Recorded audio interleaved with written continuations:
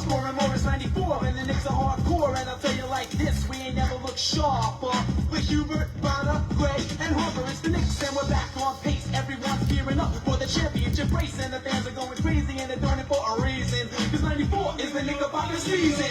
You better believe the Knicks got all that takes. We're shooting 3-pointers, and we're running fast breaks, and if your defense makes a mistake, then bam, you ain't dunks in your face. This is a team you don't wanna miss. We are New York.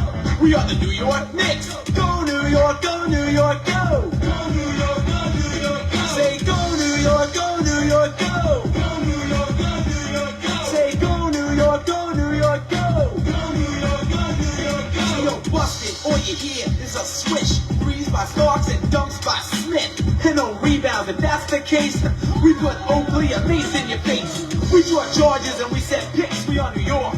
We are the New York Knicks. Say go New York, go New York, go. Go New York, go New York, go. Say go New York, go New York, go. Go New York, go New York, go. And good afternoon, early morning, everybody here on this Sunday, May 4th, as the New York Knicks get ready to begin a huge playoff series. As today, as always, we broadcast to you live from the home of the last New York City college basketball team to win a national championship. And yesterday, we were honored to have former New York Giant champion, always from the Giants' last Super Bowl winning team in 2011, wide receiver Hakeem Nicks. We thank him again for coming in here yesterday, and I'm going to get the video. The video will be out soon for those of you all who did not get a chance to listen to it yesterday. He was in here for over a half hour.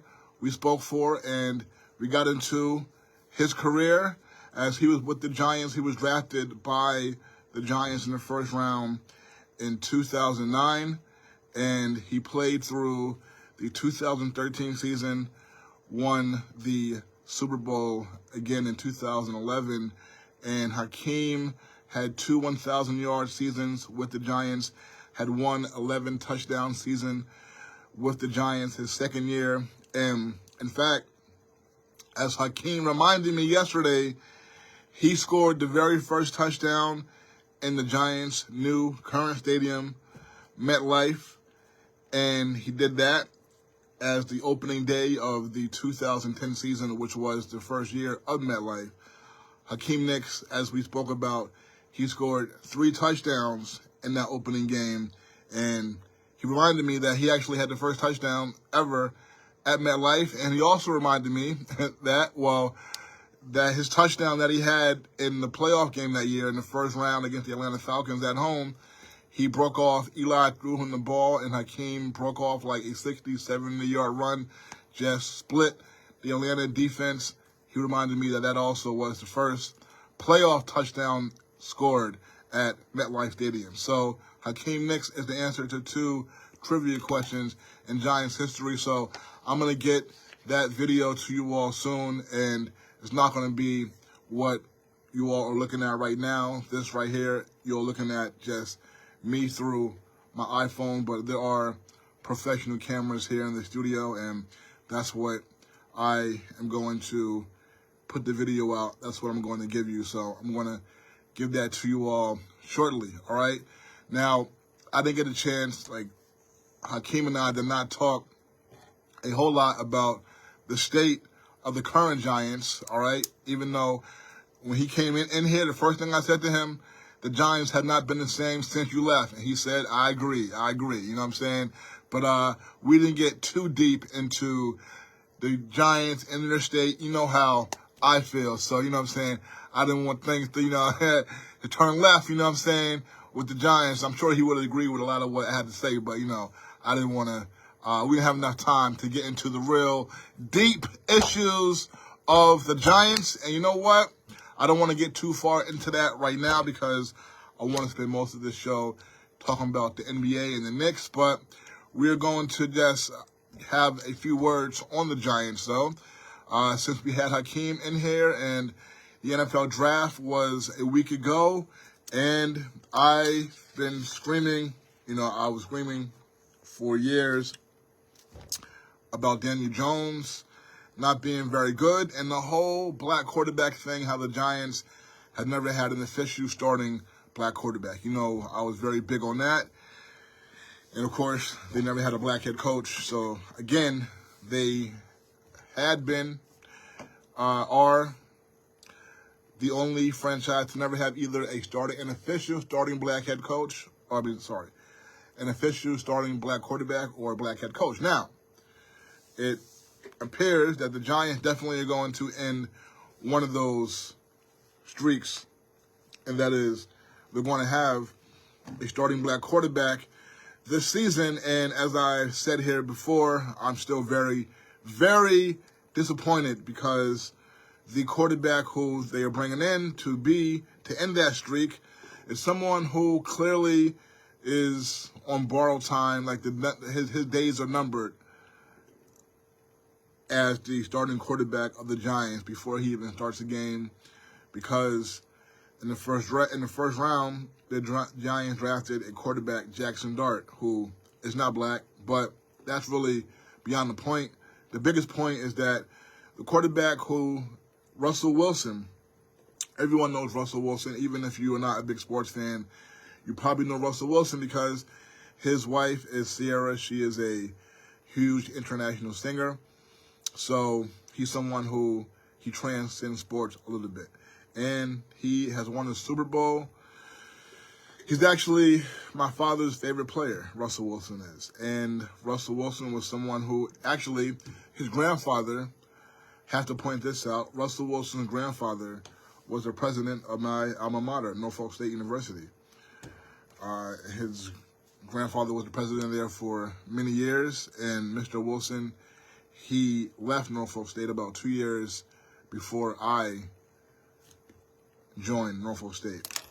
So, shout out to them. And I was also a Russell Wilson fan in college. When he was in college, when he played I first saw him at University of Wisconsin, and I liked him. He was mobile, he could throw, so I was a fan of his too. I was a fan of young Russell Wilson, but Russell Wilson at this point had been playing for a long time. He was drafted in 2011, and this is now 2025. And he has gotten a lot of great opportunities since he's left his first team, which was the Seattle Seahawks, who he helped lead to a Super Bowl victory in 2013, and then again in 2014, Seattle was in the Super Bowl, and they were beat at the end, right? They lost to the Patriots, and we all remember one of the most infamous Super Bowl plays now. If you are a fan of the Seattle Seahawks, and Russell Wilson, he threw a pick right on the goal line. I mean, Seattle was about to go in for the game-winning touchdown in the final seconds, and Russell Wilson threw an interception. He was trying to throw the game-winning touchdown pass, but New England's defensive back, Malcolm Butler, give him credit. He jumped in front and picked off Russell Wilson, and Tom Brady won that Super Bowl. That was Tom Brady's first Super Bowl that he had won in 10 years at that time, okay? Because the only other time that the Patriots had been to a Super Bowl since they had won 3 out of 4 years, 2001, 2003, 2004, the Patriots won those 3 Super Bowls. The only time they made it back to the Super Bowl between 04 and 14 were the 2 times they faced the Giants and the Giants beat them. 2007, 2011, Hakeem Nicks was there in 2011, their last Super Bowl championship. So, in 2014, Tom Brady was on a 10-year championship drought, and Russell Wilson handed the game over to him right there on the goal line. And the Patriots won that. Russell Wilson and them lose. Russell Wilson has not been back to a Super Bowl, but it's hard to get to one. I understand that. I'm not knocking him for that. But Seattle, they let him go about what? At the end of the 2021 season, the Seattle Seahawks said adios to Russell Wilson. So since then, 2022, 2023, Russell Wilson was with the Denver Broncos. Very, very uninspiring. Then he got another chance last year with the Pittsburgh Steelers, and Mike Tomlin made a huge mistake, a huge, huge, huge, huge mistake because Justin Fields, the quarterback who I wanted the Giants to sign this offseason, but no, they let the Jets get him. But Justin Fields started the first 6 games for Pittsburgh this past season.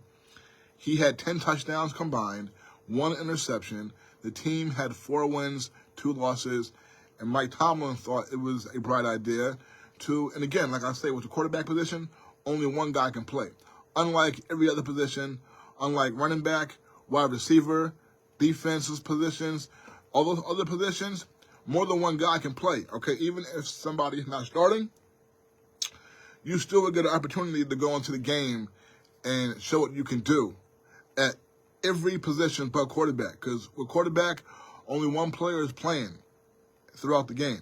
So Mike Tomlin, it was his bright idea to, you know what, even though Justin Fields has 10 touchdowns, 1 interception through 6 games, we have 4 wins, 2 losses, I'm going to sit him for Russell Wilson. You know what? That would turn out to be a horrible move. The first 2 games that Russell Wilson had as the Pittsburgh quarterback, they faced the 2 worst teams in the NFL, the Jets and the Giants, all right? So Russell Wilson looked good against those teams. Then after that, it went downhill quick. Pittsburgh lost, their last 5, 6 games of the season, including the playoff game against Baltimore, Lamar Jackson is great. All right, he's great. He can do it all. Justin Fields has, as I said last week, Lamar Jackson skills, Lamar Jackson talent. Justin Fields can be that kind of player, okay? All right? But Mike Tomlin made a huge mistake. Mike Tomlin had Justin Fields as the quarterback, his quarterback of the future. He had Russell Wilson as the quarterback now, the present, and it turned out to be a horrible mistake. Then once that fell, when Mike Tomlin and Russell Wilson, when they fell on their face, Mike Tomlin wanted Justin Fields to be the starting quarterback for the Pittsburgh Steelers moving forward next season. And if you were Justin Fields, folks, what would you say? Guess what Justin Fields told Mike Tomlin? He told him to stick it, and he went to the Jets. And you know what? The Giants could have had him. The Giants should have jumped all on that, but they did not. And now the Giants decide, we want Russell Wilson, the guy who Mike Tomlin made a huge mistake, playing Russell Wilson over Justin Fields. Now I got to watch my team, start Russell Wilson and watch the guy who I believe will be a star with the Jets. Could have been for the Giants, Justin Fields, ball out for the Jets, all right? I'm not happy, all right? Because, and also we know that, like I said, Russell Wilson's days at quarterback are numbered anyway because Jackson Dart, the Giants are going to move him up in there, okay? Jackson Dart. Why am I annoyed that the Giants drafted Jackson Dart in the first round? Let's see. You know, I feel like Eli Manning playing him as long as they did from 2012 through 2019 after the Giants' last Super Bowl, those 8 seasons that Giant fans, Eli Manning apologists want to ignore, want to gloss over. The Giants were rock bottom bad, as bad as any team in the NFL, and the Giants let Eli Manning run them into the ground. Okay, the whole Giant culture was lost. They became a losing, excuse-making culture. And then after Eli's gone, who do they want next? Let's bring in Eli's camp kid from Eli Manning's camp school, the same guy who had the same college head coach as Eli Manning, David Cutcliffe.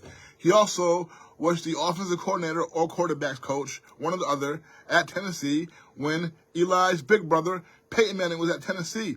And Peyton Manning, I've told y'all, I think Peyton Manning might be the best quarterback I've ever seen. But Eli ain't that, okay? And because of Peyton, Eli got, a lot of looks, fine. And Eli played his part. He played his part. But the problem is people want to give him a bigger part, act like he played a bigger part, the biggest part, and that ended up ruining everything going forward with the franchise after 2011. And the Giants bring in Eli's camp kid, Daniel Jones, and he was not good, not good. As I said before, I gave him a chance when he came in because I was so sick of seeing Eli Manning start. and Eli Manning was, not very mobile. So I would want to, and Daniel Jones had legs. So when I saw Daniel Jones highlights from college, I was encouraged. I was hopeful. And, I mean, when they showed Daniel Jones, when they drafted him, one of the plays they showed was when he ran the ball for like darn near 90 yards for a touchdown, okay? I was like, you know what? Eli Manning could never do that.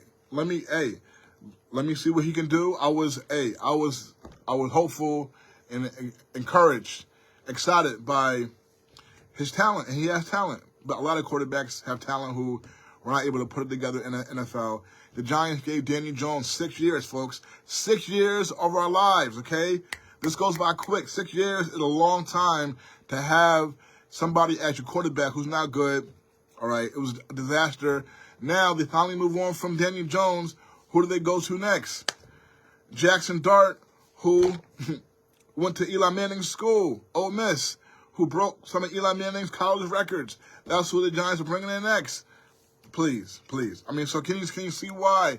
Can you see the pattern? Can you see why I'm annoyed? And I wanted them to sign, like I said, after they slept on Fields a third time, and they will rue the day that they did that. And I already said last week, Justin Fields will be the best quarterback the Jets have ever had since Namath, and Namath is on the table too. Yeah, I said it, okay? Write that down. And the second option was Jalen Milroe, University of Alabama quarterback, but the Giants, all right, I feel like Jalen Milroe can be another, he has Lamar Jackson talent, he has Justin Fields talent, so Giants passed on him too. And the whole Shedeur Sanders thing, that was a debacle for him. I went through this last week, but, Shedeur Sanders was not my first. I told you who my first picks were. Justin Fields, he was gone, so in the draft, I wanted Jalen Milroe. Ever since I've seen Jalen Milroe, his first time I saw Jalen Milroe was about 2.5 years ago or so, and I saw a practice tape of him on YouTube, and I was like, is that Lamar Jackson? I mean, he reminded me of Lamar Jackson with the way he played, way he ran, way he threw with ease and had an arm. So, and then he was not even starting then. He was the backup to Bryce Young, who ended up being picked number 1 overall in the draft. And then Jalen Milroe was the starting quarterback for Alabama 2 years after that. The next 2 years after, when Young finally went to the NFL, Jalen Milroe started for the next 2 seasons. And that's who I wanted the Giants to draft. I felt like he can be a star. I met him last year at Yankee Stadium, all right, just randomly. I was out there and I see these football players. They're on the field before the game, and I noticed that they're University of Alabama players. I can see the colors or whatever. And so I see this big dude. He kind of stands out the most, and he's kind of getting the most attention. I'm looking at him for a minute. I'm trying to figure out who it is. And I'm trying to, he looks like a linebacker or defensive lineman, all right? That's how this guy looks. I'm looking at this guy. I'm like, who is this linebacker or defensive end or defensive lineman for Alabama? Because everybody, he's getting like kind of, you can tell he's, something special about him or whatever. So then I finally asked, I think one of the cameramen, I'm like, yo, who is that? And he says, that's Alabama's quarterback. And then I'm looking like, oh, snap. That is Jalen Milroe. But, yo, he was built like a linebacker. And, also in football, the helmets are on a lot. So sometimes you don't always get to see these guys' faces. So between that and the fact that he was so big, I was like, oh, wow. Yeah, that's Jalen Milroe. Dude is huge. And he runs like a 4.3. It's crazy, okay? So the Seattle Seahawks, the team who let Russell Wilson go a few years ago, they're the ones who drafted Jalen Milroe, but unfortunately he's going to be a backup because Seattle just gave Sam Darnold, who was a failed quarterback here with the Jets, who the Jets gave several years to, never did anything. And, all right, Sam Darnold has had a few opportunities. I've already been into Sam Darnold in the house. Sam Darnold should not have even, all right, you can make a case that Sam Darnold should not have even been drafted. And I say that because there was a quarterback in Sam Darnold's draft class who was better than him in every way by the numbers. And in the last game in college that Sam Darnold and the same quarterback, J.T. Barrett, the last game they had in their college careers, they played each other, and J.T. Barrett destroyed Sam Darnold, okay? And he wasn't even drafted. Sam Darnold now was drafted number 3 overall by the New York Jets, a horrible decision. And he went to another team after that, got a chance to start, did nothing. That was the Carolina Panthers, did nothing. And then last year, okay, after his 6th, 7th year in the league, his 7th year in the league last year, I believe it was, for Sam Darnold, he finally has a solid season with the Minnesota Vikings, who are loaded with talent. They have arguably the best receiver in football, Justin Jefferson. I'm just saying, he got a lot of opportunities after he failed for years. So now Jalen Milroe will have to buy his time and see what happens with Sam Darnold. And hopefully at some point, because like I said, when you're at the quarterback position, only one guy can play. So let's see if Jalen Milroe ever gets a chance to play, okay? Shedeur Sanders is with Cleveland. Cleveland also drafted a quarterback in the same draft last week, and they drafted him before they drafted Shedeur. And that's Gabriel from Oregon. So Shedeur is going to have to go in there and win a quarterback battle. We'll see. That'll be interesting. So, folks, I'm going to my uncle, Kway Ku Saunders, is going to be coming on at noon, and we're going to be talking about the Knicks. He's a big Knicks fan. He saw the Knicks only 2 championships in 1970 and 1973. And as I say that, I want to give a rest in peace to one of the starting 5 members of the Knicks championship team, 1970, and that is Dick Barnett. He passed away. He was also on the 73 team, and he passed away last week at the age of 88. And he was always at the Garden still, and he was an incredible man. As I said, he was very educated. He is Dr. Dick Barnett, and he was a college professor, and he went to Tennessee State. That's the school that he graduated from. Was there when things were still very much segregated, and you had a lot of the top black talent going to HBCUs at the time just because of how the times were.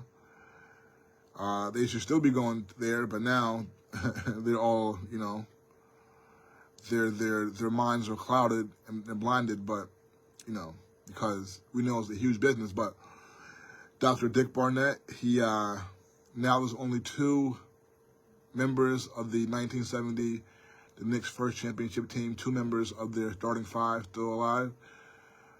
That, of course, is Walt Clyde Frazier, who we see on the broadcast every night. He turned 80 years old this past March, looking great, sounding great, doing great. Walt's the man. And the other member of the Knicks starting 5 from their first championship team, 1970, who is still with us, Bill Bradley, okay? The senator. And so Willis Reed, the captain, he passed away last year. Dave DeBusschere, the power forward, he passed away a while now. Been about maybe over 30 years now. And Dick Barnett passed away last week, so thank you, Dick Barnett, for everything that you did for us and for Knicks fans. And, all right, bless his family and the biggest condolences to them, all right? Now, let me just touch on the Knicks real quick. Since I was last here, they won their first round playoff series over the Detroit Pistons.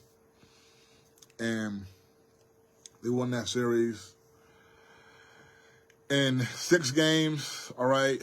It was a throwback series. I talk about how the first time I really became a diehard Knicks fan growing up was in '92. That was Pat Riley's first season as head coach. And we know that in L.A., he was the head coach with the L.A. Lakers for years, for over a decade, won championships with him and Magic Johnson and Kareem Abdul-Jabbar.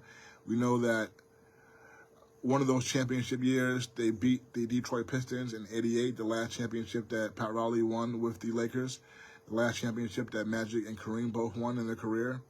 The next year, the Lakers faced the Pistons in the '89 championship series, NBA Finals, and the Pistons beat the Lakers in that series convincingly. And then Pat Riley ended up being the coach of the Knicks a couple years later in the 1991-92 season. And the first team that the Knicks played, the first team that Pat Riley played as the head coach of the Knicks were the Detroit Pistons. And that was when the series went, playoffs first round series went 5 games max. So that series went to max, and I was riveted by that series. I remember I didn't have cable at the time, so I would go next door to my neighbors to watch all those games, that playoff round. And that Knicks Pistons series went the distance, won 5 games. Knicks beat them in 5 games. That was thrilling. Then he faced the Chicago Bulls. I talk about this a lot, how the first game of that series, and the Bulls had won the championship the previous year over the Lakers, but Pat Riley was not the head coach of that Lakers team in '91. He had left after the 1990 season. And Riles, Mike Dunleavy was actually the head coach of the Lakers in the 1990-91 season when they played the Bulls in the finals and got beat. So the next year, all right, now Riley is, he was not a part of that. So he's the head coach of the Knicks now in '92, and now they're facing, right? Okay, so I mentioned all that. So second round, the Bulls, had beat the Lakers the previous year, coached by Mike Dunleavy. So they are the reigning champions. After the Knicks beat the Pistons in 5 games in the first round, they are facing the Bulls in round 2, best of 7-game series. In game 1, that was in Chicago, of course. Knicks beat the Bulls in game 1. Now, the previous year, the Bulls swept the Knicks in the first round, 3-0. So nobody expected the Knicks to be able to beat the Bulls now in '92 in the second round series. And so the Knicks, after winning game 5 to beat the Pistons, they go to Chicago. They beat game 1. That stunned everybody. That was huge. And that ended up becoming a battle of the series, won 7 games. Knicks lost in 7. And the Bulls will go on to win the championship again, but I was hooked on the Knicks after that. So that's what he played this past round. First time they played the Pistons in the playoffs since '92. This previous series that just went down.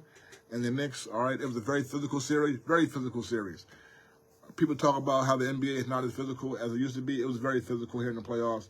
The refs let them play. They were not calling a whole lot of fouls. And the Knicks prevailed, and they were the favorite. They were supposed to prevail. They were the number 3 seed in the Eastern Conference. Detroit was the number 6 seed in the Eastern Conference. So now Detroit beat the Knicks during the regular season 3 out of 4 times. 2 games, the Knicks faced the Pistons at Madison Square Garden during the regular season. Detroit won both games. Detroit, this past series, the home team only won 1 game in the 6-game series. And that was game 1. The Knicks won game 1 at home. After that, the home team did not win another game. So the Knicks lost game 2 and game 5 at home against the Pistons. And they did a huge job winning on the road game 3, game 4, and the closeout game. Game 6, after they failed to close the Pistons out at home in game 5.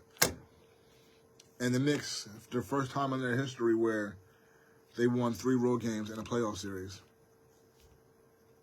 So usually, when you're a good team, you don't need to win 3 games on the road because you're going to win your home games, right? But first time, they won 3 road games in the playoff series. So the Boston Celtics, that's who is next, the champions, okay? Just like '92, I talk about how the Knicks, they beat the Pistons in the first round. Then the second round, they faced the champions. So it's going to be the same thing this year for the Knicks. After beating the Pistons, second round, they're facing the champions, the Boston Celtics, who is very similar, as we hit 12 o'clock here at WACR. This is WHCR Sports, and this is 90.3 FM. And very similar to 92, where going on to the second round series, no one expects the Knicks to win. But I would say the Knicks are a little bit more of a team who is taken a little bit more serious than the 92 team was, because the 92 team had not really been a serious team that anyone really took seriously in terms of being able to compete for a championship. No one really ever did that during the early Ewing years up until that Pat Riley season. At that point, 92, once the Knicks took the Bulls to 7 games, by the end of that, moving forward, Knicks were looked at as a serious championship contender. So, but going into that series, they weren't. Now, the Knicks right now, going into this series, okay, they're now in their 3rd straight year of winning at least one playoff round, okay? So we know that before 2 years ago, well, before last year, okay, before the stretch of spring 2023, spring 2024, spring 2025, okay? Before that stretch of the Knicks winning the first round in all 3 years, the Knicks had not won a playoff series in back-to-back years since 2000. So, in 92, when the Knicks got to the second round, they, like I said, the previous year, had just got swept by the Bulls, and they had never really done anything up to that point since they had drafted Ewing in 85, where anyone really took them seriously as being a team that had a legit chance to win a championship, right? They were more pretenders than contenders, even though they were in the playoffs every year, right? But, okay, you can be in the playoffs, but that don't mean anybody taking you seriously as a contender until they took the Bulls to 7 games in 92.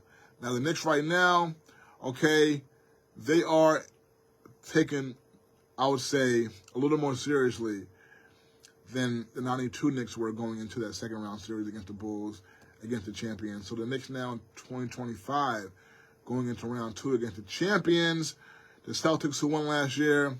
Now, like I said, no one expected them to win. Like, no one expected them to win 92 against the Bulls. But I would say they're taking a little bit more serious because, like I said, they weren't swept in the playoff last year. And they are a team that after the last 2 years winning a playoff series, the Knicks came into this season with people thinking that they were a contender, okay? Like, no one were looking at the Knicks as a contender coming into the year in 92, okay? Now,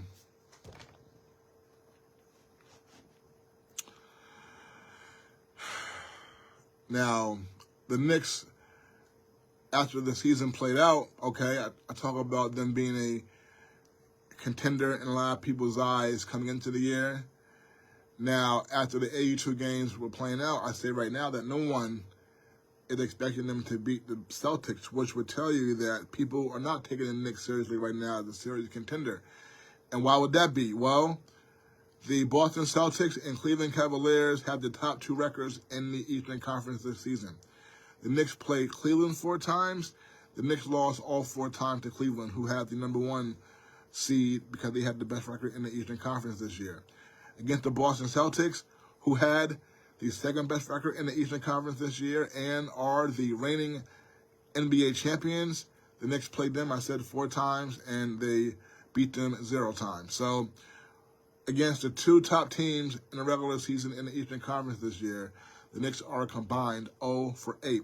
So that's why no one expects the Knicks to win this second round series right now against the defending NBA champion Boston Celtics. Now, I'm going to tell you what I told you last week. The Knicks are dangerous, all right? They're dangerous because, as I said, coming into this year, people looked at their team, looked at what they did the last 2 years in the playoffs, looked at what they did, 3 of the past, 4 years going into this season, because 2021 they had a really good year too. As Julius Randle led the way. Shout out to Jules. He's no longer here as a Knick. They traded him for Karl-Anthony Towns, but he helped Minnesota win their first-round series out in the West Coast. They beat my boy. I was torn between the series because they knocked off the king. Julius Randle even played bully ball, got into LeBron's chest. Got some big buckets. I was torn because I love LeBron and Julius, and I feel like Julius, I want LeBron to always win, but I feel like right now, he's the best ever. He don't got to do nothing else. Everything LeBron does is gravy, all right, in terms of his legacy and all that. In terms of that best of all time argument, I feel like everything he does from this point on is gravy. It's just add-on now because, to me, he's the best that ever did it. But, so, I always want LeBron to win, all right? But when he loses now, he's 40, all right? He ain't supposed to win no more at age 40, so ain't no big knock. When LeBron would lose in his prime, it would hurt me. You know what I'm saying? Because I wanted to see LeBron shut up all the haters, because he has so many haters. I wanted to see LeBron win the championship every year, unless the Knicks were in it, okay? But as we know, the Knicks, when LeBron was in the Eastern Conference almost 20 years, were never in it. Never in it, okay? And a large chunk of that was with the man who Knicks fans, most of them love and bow down to, all right? Like he's a god, like he's a saint. That's Carmelo Anthony, all right? Knicks were horrible with him. Couldn't even come close to touching, forget LeBron. I heard Stephen A. Smith say the other day that, he tried to act like Carmelo was that dude, but the reason why he did not have more success was because he had to go up against LeBron James, Dwayne Wade, and Chris Bosh in the East. And that's the biggest crock of BS because Carmelo couldn't even touch, all right, the whole Eastern Conference before they could even think about getting to LeBron. Forget LeBron, he couldn't beat the other teams in the East. You know what I'm saying? He couldn't even challenge LeBron because he couldn't beat nobody. All right, please don't even. People trying to act like like Carmelo. Okay. Well, Carmelo never won the East because he couldn't beat LeBron and Dwayne Wade. Please, LeBron couldn't beat like 10 other teams before he can even reach LeBron. Stop it, okay? Stop it. All right. So anyway.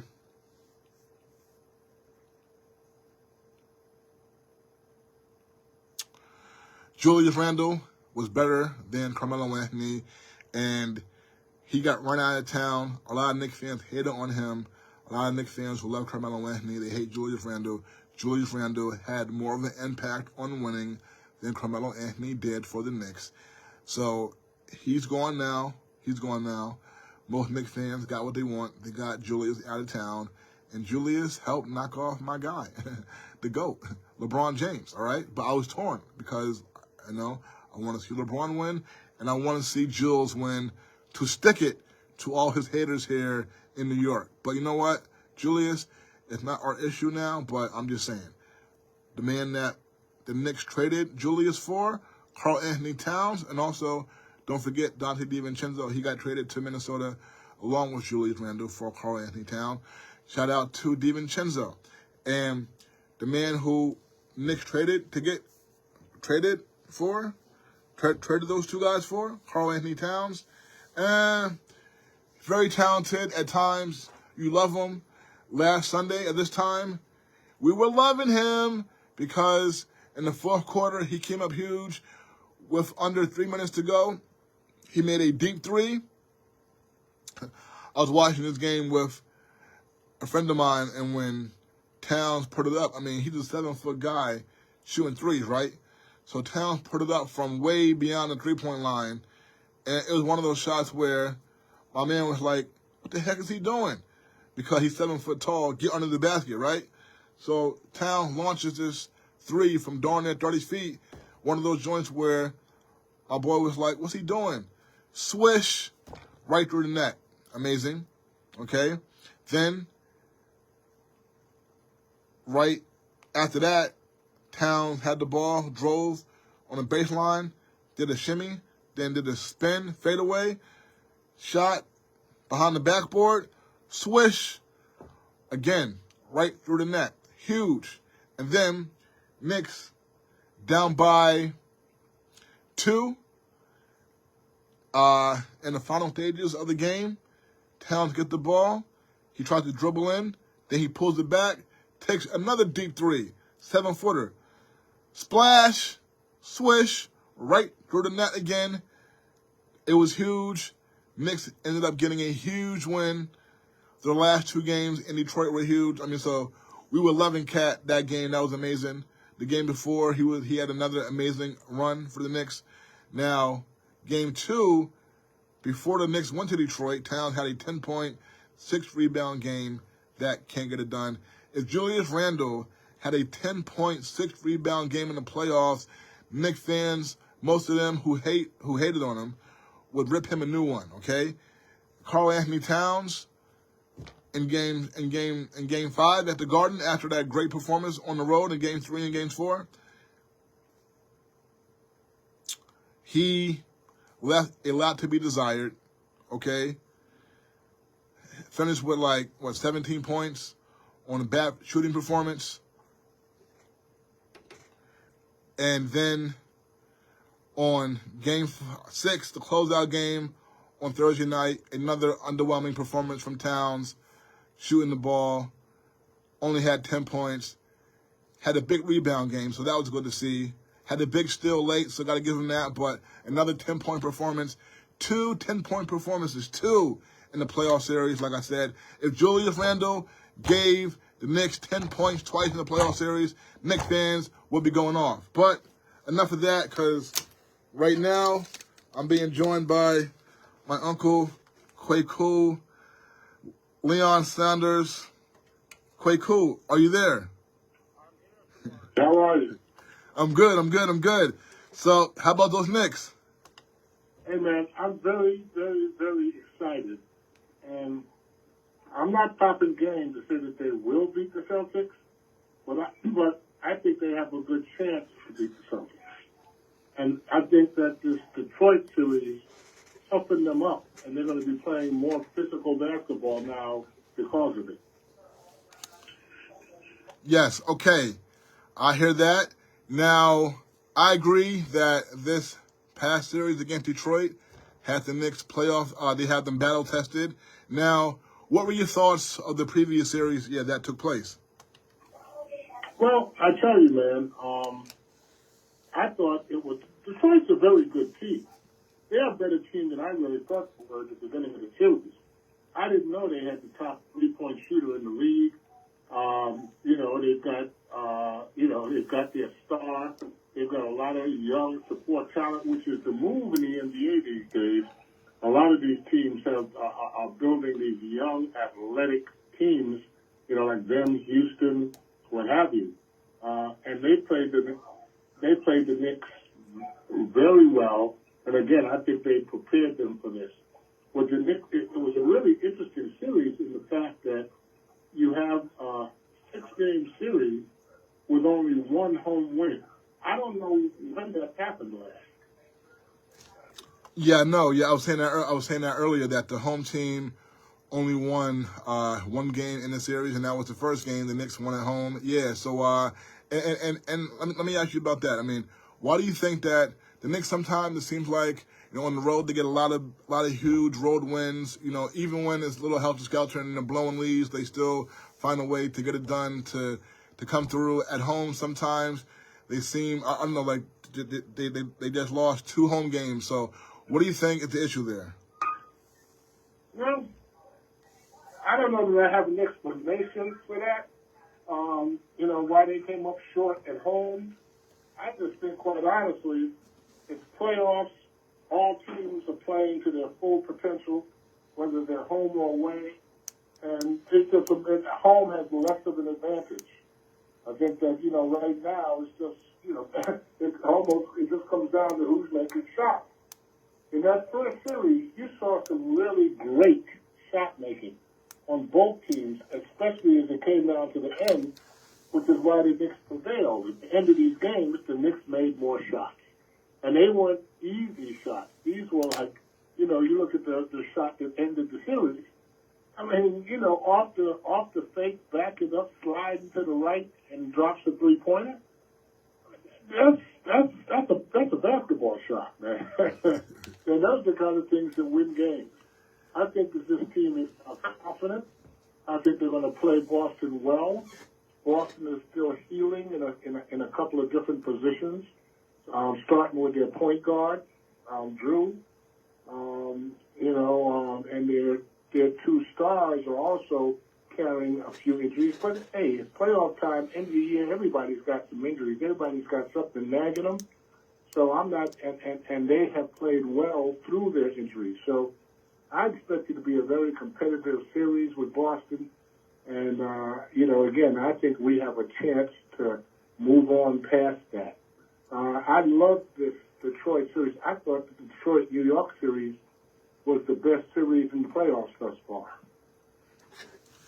I hear you. Okay, now, Jalen Brunson. Okay, so the last time I spoke to you, I believe, was right when he got hurt in March. He turned his ankle, and in that game, matter of fact, in that game where he got hurt, they played the Lakers in a big game against LeBron and Luka, and it was a battle.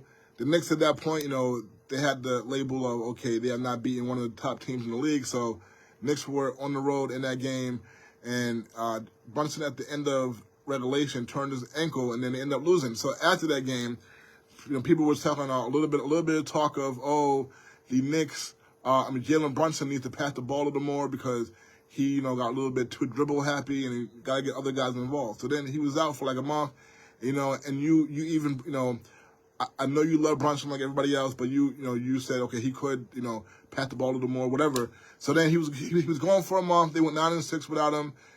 Some guys, did their thing. OG had like a 10-game stretch where he went 20 points, whatever. And then right after that, Brunson came back the final week, and then in the playoffs here, we heard a little bit of that after some of the games in his Pistons series, or the Brunson dribbles too much, so that he needs to pass the ball more. That was something that really came up after this game 2, I believe, when they lost at home. So, but then, of course, he's somebody who all the time down the stretch, when they need to win and nobody can make a shot, he's got to take it and hold it and decipher the defense, do what he has to do, and he gets the game-winning shots, and everybody loves him. So what's your thoughts on all that? So, one, this is not only the best player on the Knicks, he's one of the best players in the league. I think he's a top 5 player in this league. I think he's that good. And he shows up, not only at crunch time in terms of a game, but at crunch time in terms of playoffs. Last year, he was leading the playoffs in points. And he's doing it again this year. Or if he didn't end up leading it, and I think he did, he's a top 3 player in the playoffs. So I can't criticize this kid because without him, we don't have the contender that we have with him. That said, I remember back when Doc Rivers was a good coach, and he used to tell his guys, he used to have a phrase, we don't need hero ball. Sometimes Brunson puts too much on his shoulders, and I'm not talking crunch time. Crunch time, that's his game. But sometimes he puts too much on his shoulders, and he does pound the ball a little too much for me. For me, and that's not in terms of number of shots, but for me, I'm of that school that says if you can't find a shot in 10 seconds, pass the ball. He will dribble in, dribble out, go left, go right, knowing eventually I'm going to find a shot. But this team is too good and too diverse to play that way. This is a team that I think the ball has to move because there's too many guys. It's about finding the mismatch. That mismatch is going to be with Brunson often. But if you move the ball, you're going to find mismatches with OG, you're going to find, around the horn, obviously with Cat. Mismatches are going to be there. Bridges, mismatches are going to be there if the ball moves until you find it. So I'm a real advocate of that. And he does that often, but at certain times he does just get into, I got to do it, I'm the guy, and I'm going to pound the ball till I find it, and I think that hurts us. But at the end of the day, the thing that to me is a little startlingly interesting and is the inconsistency on the defensive end. There are times in every game that the Knicks look like the best defensive team in the league. They get stop after stop when they go on these runs. They went on that 21-point run, and folks think of it as they were scoring, but no, they were defending. You don't go on runs without stops. And this team will go through periods in the game that they're getting turnovers, blocking shots. Everybody is on their A defensive game. But then they'll get into periods where they're not. And I don't understand that in the playoffs. If this team plays the kind of defense they can play, they're going to be a dangerous team against anybody. That includes the Celtics, the Cavaliers, Oak City, all these teams they haven't beaten. If they can muster themselves, they have good defensive players. They've got a couple of great defensive players, and OG and Bridges and Deuce McBride and Mitch Robinson. So, again, it's just a matter of, staying committed, and that's the coach's job. The other thing that's on this coach is once you get to playoff time, the coach's job is even more important. Because when you're playing in a series, a 7-game series, it's up to the coach to make adjustments. And Thibodeau is going to have to be able to do that. I'm not a Thibodeau hater. I think he's brought us where we are, but he's going to have to make adjustments and not just stick to one style of play. Depending on what this other team is doing to him, he's got to be able to figure that out. So I'm hoping he does, and if he does, I think we'll go far. When you look at these teams, Boston has great talent, Oklahoma has great talent, Cleveland has great talent, but it's not the talent that really is putting them at the top of the heap. It's the way they're playing. Those three teams are committed to a style of basketball that they don't veer from. They play the same style. Their coaches have them bought in. Their defense does not waver. All these three teams are top defensive teams, and they play it all game long. So I'm looking for a stellar coaching series from Thibodeau, and if he gives it to us, I think we win.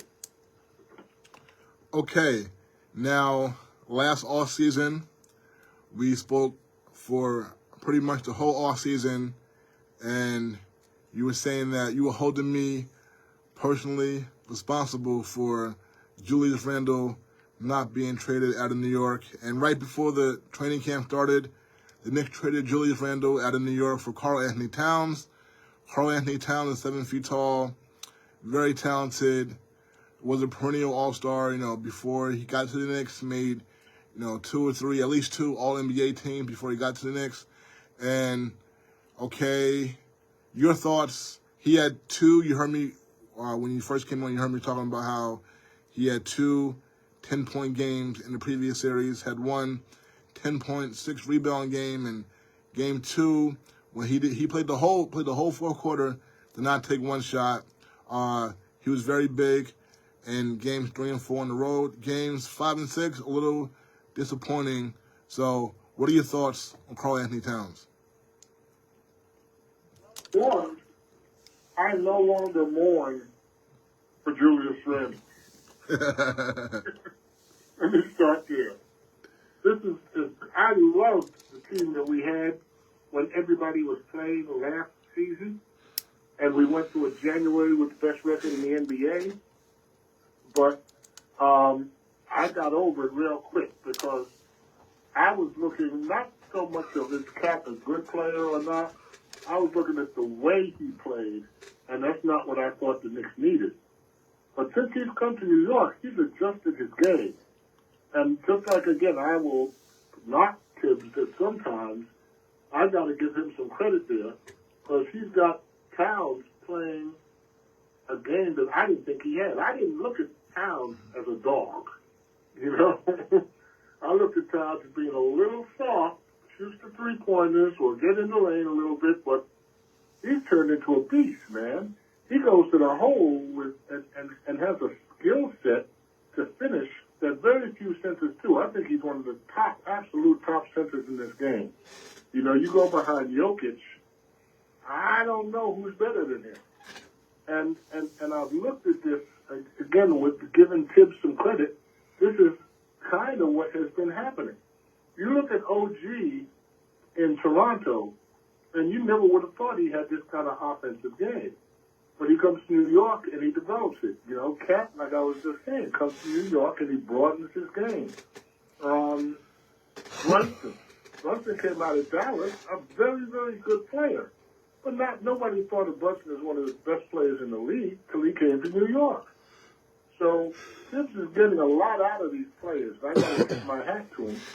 But again, getting them to commit and play consistently on both ends of the court is going to be on him because they have the physical ability to do that. And, you know, again, I don't see, unless the ball, again, slows down and they get away from moving the ball, how you stop this New York Knicks team.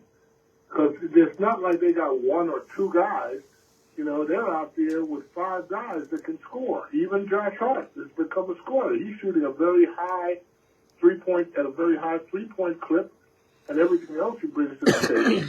I also like the Twin Tower look a little, and I would like to see a little more of that, not as a starting unit, but I think they're very effective when Mitch is in there with Cap, and Mitch is bounding and protecting the rim and getting offensive rebounds, and Cap now has a smaller player on him that he can bully.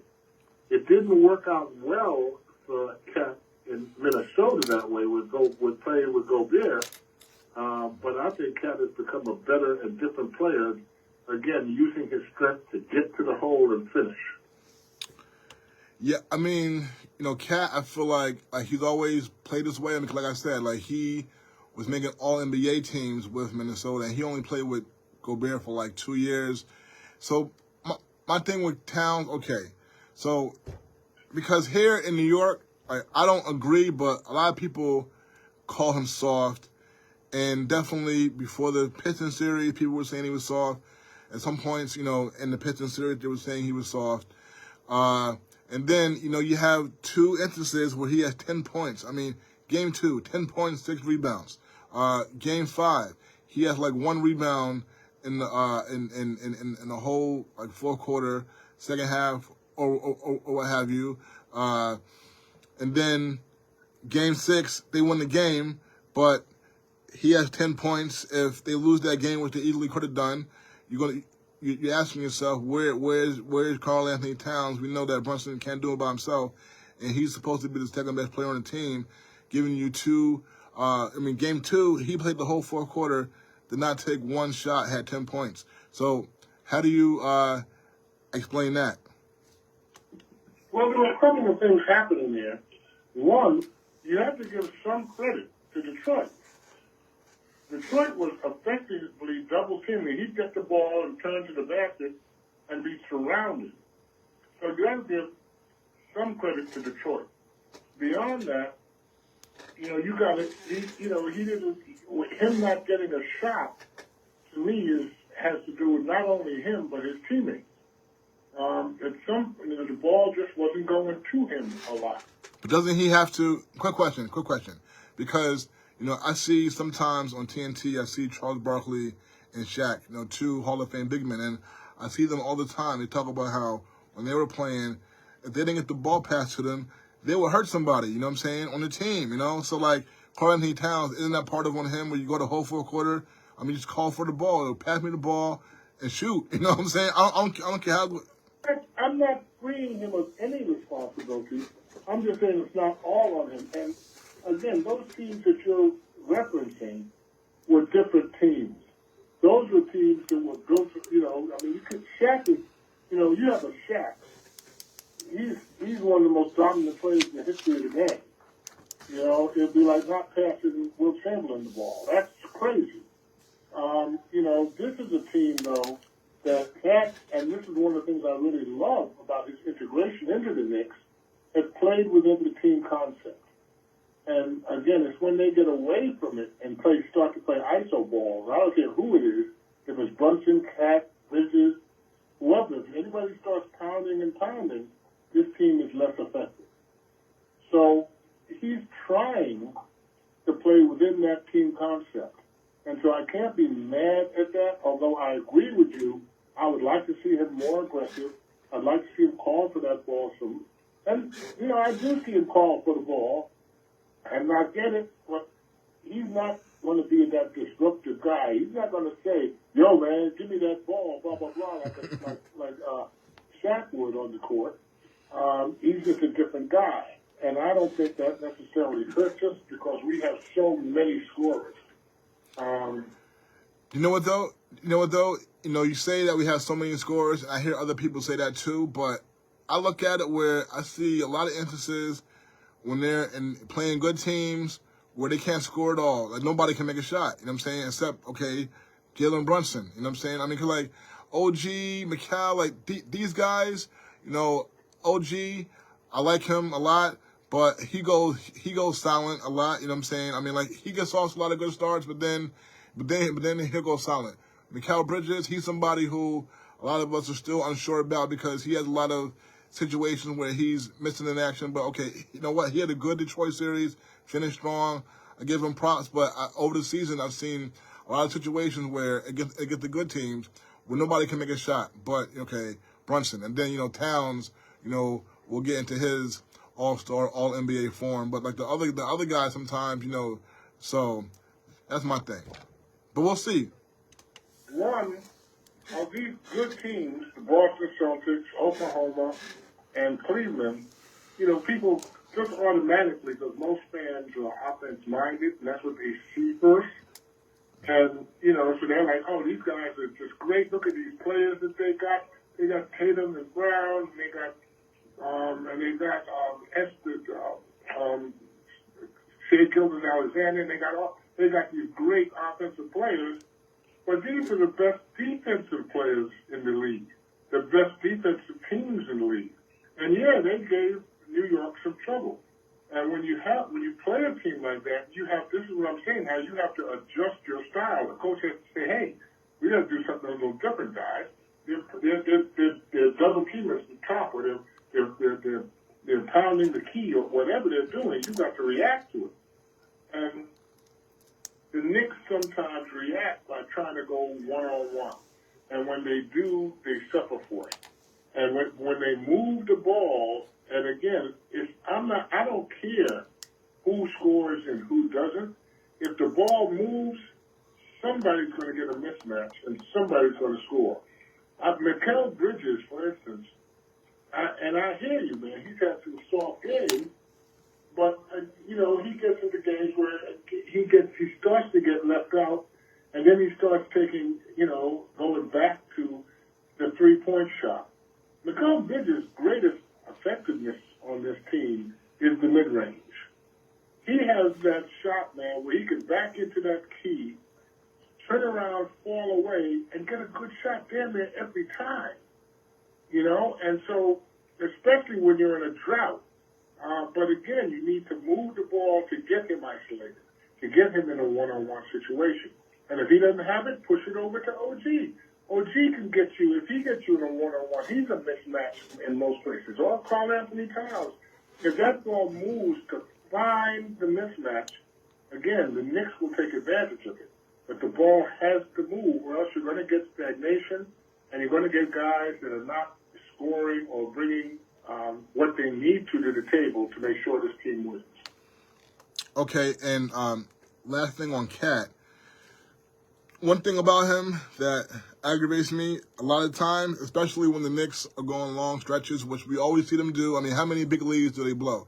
So, like, we see a lot of times when they go through large stretches of time not being able to make a basket, and they're blowing leads or what have you, and Karl Anthony Towns, like, continues to stand by the three-point line, and I'm like, yo, could you post up every once in a while? I mean, he hardly ever, he's 7 foot tall.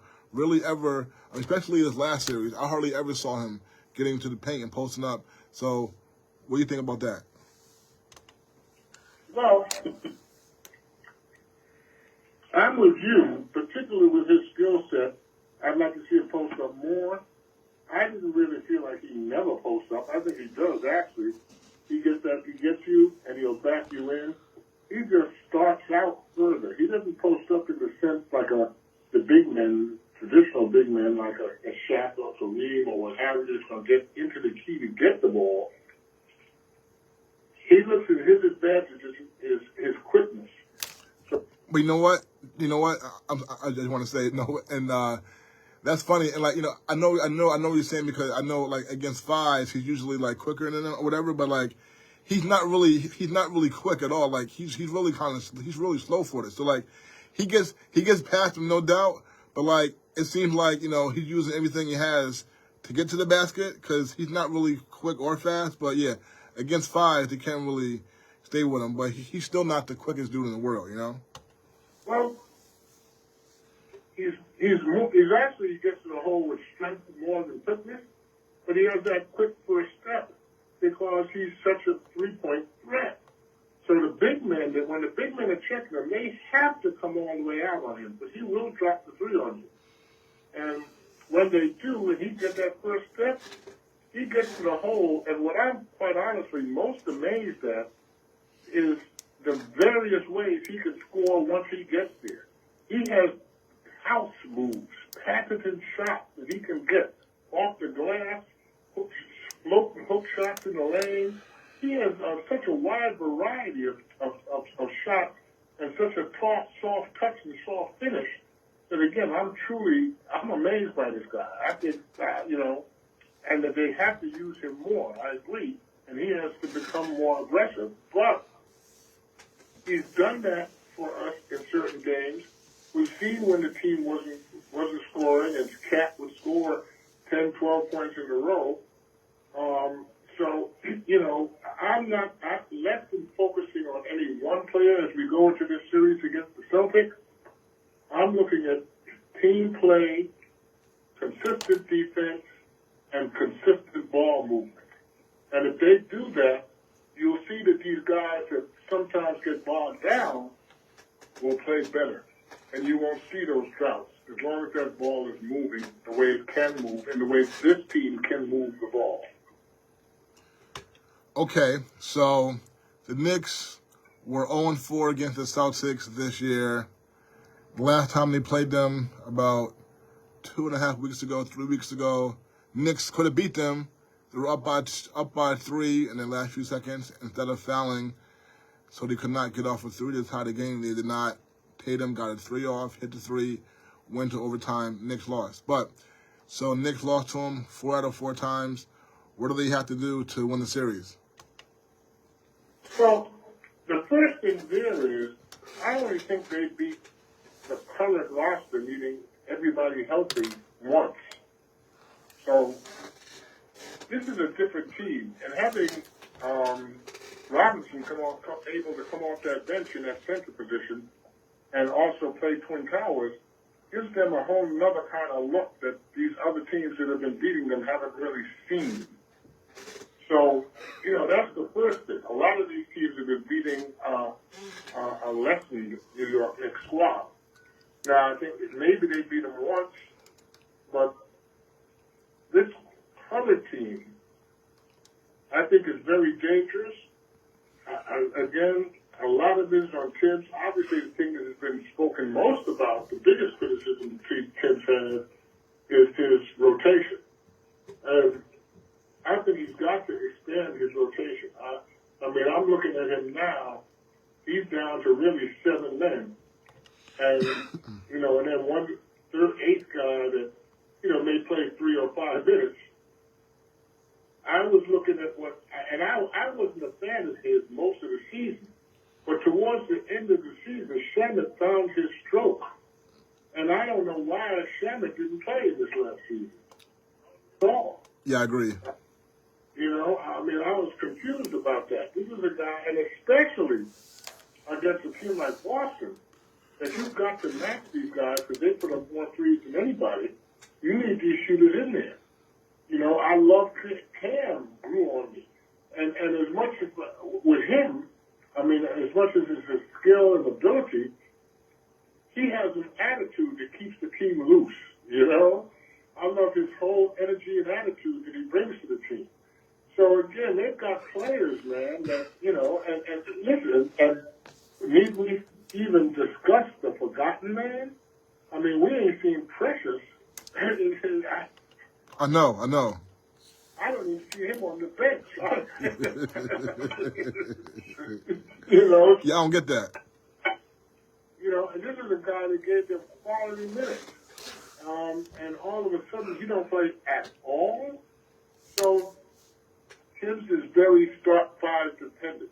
And folks say that the Knicks don't have a bench. But it's not that they don't have one. They just don't play one. Yeah. Because again, these guys on their bench. You got Robinson, Precious, Deuce, Cam, Shep. This is not a bad bench. You know, if Shep was on the Boston Celtics instead of say Pritchard, he'd be playing that role. Yeah, I agree. They definitely need to dust off Shamet because, as you said, he can get hot and from three, and he's played some tougher defense than I thought that he ever could play. I agree there too. Yeah, and Precious needs to play. Precious, and he's somebody who, all right, he can make a shot, you know, every now and then, and he can make a free throw, you know. I mean, they should play Precious too. I mean, they're going to need him. They're going to need to play Precious, Aguri, and Shamet in the series, you know. And you know, and I'm not someone who always wants to, you know, kill Tibbs for the minutes. But, you know, but that, I have seen that a little bit this year. But, you know, you do want to keep these guys as fresh as possible. I mean, you know, when you got to play them, you got to play them. But playing your bench some, definitely, I think he needs to get more from his bench guys this series. You know, really quickly, so I have one of my biggest supporters at this show here, Kway Ku. His name is Dave German.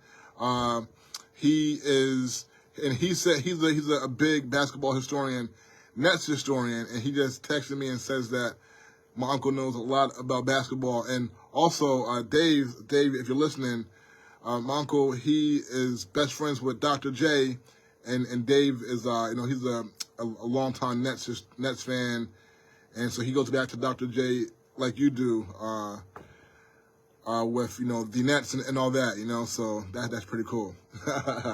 Yeah. But let me ask you,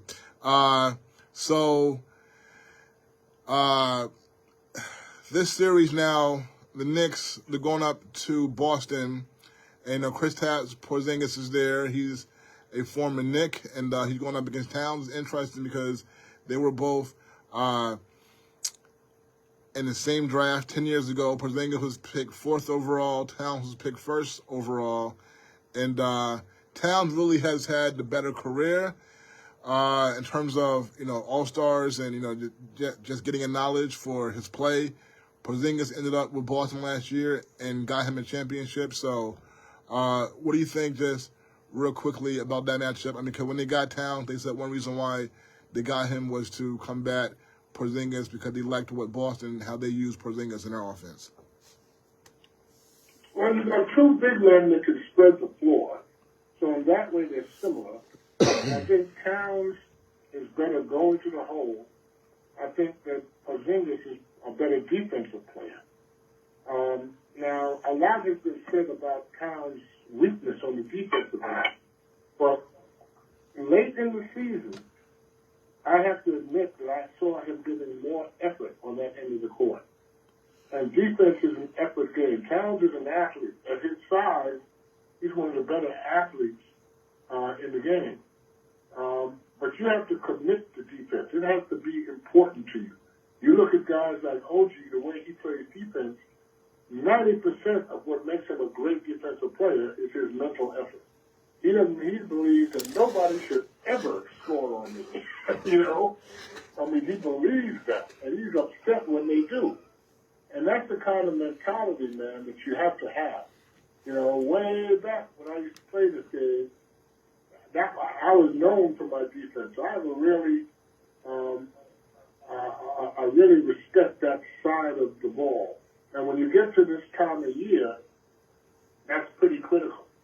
Now, Towns, again, has been playing, been making some key blocks. He's been wrestling up a little bit. So he's playing much better, and I'm happy about that.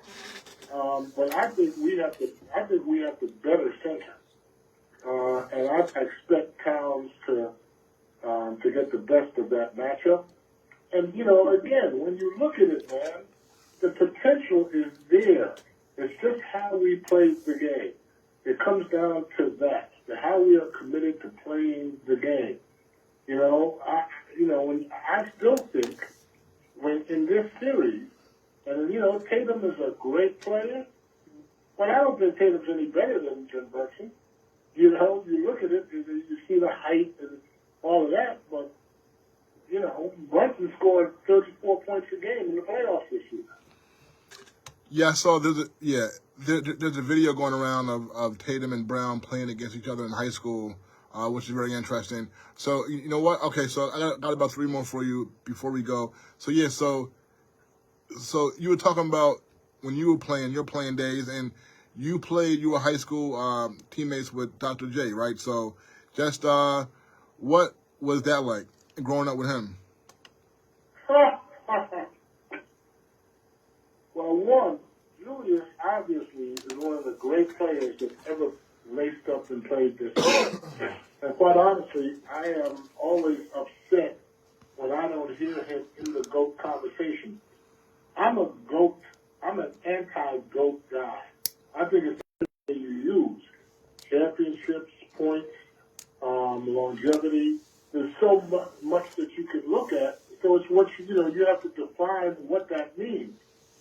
But what I absolutely know is that Julius Erving, and I'll get back to high school in a minute, but Julius Erving saved the game, the NBA, and changed the game, and brought the game up above the rim, introduced the kind of flair that you commonly see now in the sport, and that was the doing of Julius Erving. The NBA merged and bought the ABA for one reason, and that was to get Julius Erving into their league. Back then, they used to have one game a week, the NBA Game of the Week. And it would seem like every week, it was like, this week we have Philadelphia against Boston. This week, Philadelphia against New York. This week, Philadelphia against LA. They were featuring Julius because he was drawing folks to the game. His style of play was so exciting, and again, it became emulated, and you see all these players since him that now play that type of game because of Julius Erving. So I look at it, man, and I got to give him props. Just like when we talk about Steph Curry, outside of just his greatness and what he's done, he changed the game. He brought the game to where now teams, come out and shoot more threes than twos. And that's because of what Curry did. He changed the game. When the ABA took over, NBA took over the ABA, they were supposed to include, one of the agreements is they were supposed to include the ABA stats, which they reneged on. So when you look at Julius's stats, it doesn't compare because you don't see the years he spent in the ABA. You add that to it.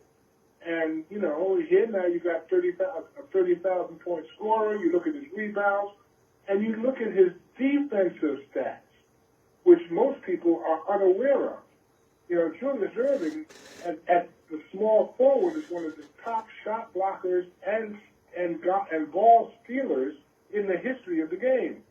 And people really think about that. But he's, when you compare him to the Larry Birds or even the LeBrons, Julius, again, in terms of his complete game, what he brought, the impact he had on basketball, I think, I'm not saying, hey, he is the GOAT. I'm saying, but he should certainly be in any GOAT conversations.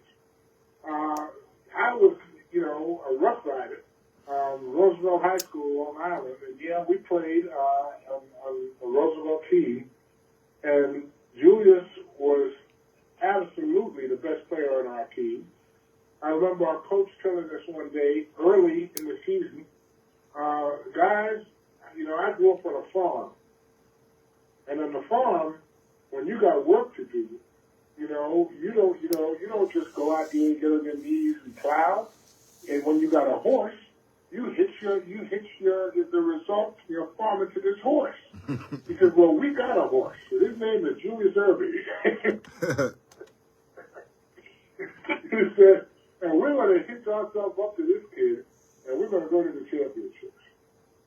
And that's how we roll. And the thing I have to say, Julius was always talented. He could dunk. I mean, in high school, he was dunking 2 balls at the same time and doing all kinds of crazy stuff. But he worked harder than everybody on our team. I mean, practice was over. We were out. Let's go hang out, find some girls or whatever. Julius is in the gym doing rebounding drills and working on his game. He was the first one there, the last one to leave. And so, you look at it, and it's not just a matter, he just has these God-given talents. He has those, but he also, again, had a commitment to his craft, a work ethic that was second to none. We used to also, outside of our team, we used to regularly, one of the guys on our team, Rob Mayran, had a car, and we used to regularly get in the car and go find games. We go to West 4th Street, or we go to Reese Beach, or we go down to the courts under the bridge in Brooklyn, or we would just go find games, and we'd walk on, and folks would look at us, and it's like, who are you guys? I said, we were just out here from Roosevelt. They started laughing. Roosevelt? And y'all sure you got the right court? Y'all can't play with us. Until we got out there, and nobody could get us off the court. Again, growing up, we had a great team, and we had a great experience. And I can't say enough about Roosevelt High. Even now, some, 50 years after the fact, after we graduated, we have a really large contingent of Rough Riders that stay in touch with each other. We have a real core of, over 20, 30 folks that are constantly in touch with each other. And that's the kind of school experience that we all had, that kind of community. And so, you look at even off the court, the kind of guy that Julius is, and, a lot of that just came from, again, where we came from. That's great. That's beautiful. And you know what? I'm going to have to leave it there. So you know what? Next Sunday you should come back on after. That will be after the 3rd game of the series. And I still want you to. I want you to ask you about what it was like when you saw the Knicks win the 2 championships, and also, and also we got to talk about Dr. Dick Barnett, who passed away this past week. So. But let me just leave you with one stat. Julius and I used to play one-on-one a lot, just practice. We go out to the park, let's go play, man. We play one-on-one. And we must have played about 100 games. And I'm proud to say I won 2 of them. So I'm 2-98, Maury. I hear you. Hey, you know what? So we'll talk soon, and next Sunday, okay? Definitely. Thanks for calling. Yes. All right, so I'll talk to you soon. All right, folks, and I'm out of here. Have a great Sunday. I'm going to WBAI now, beginning from 1 to 2, so you can see me there. I got to get ready for that, and I'll talk to you all next week. Adios.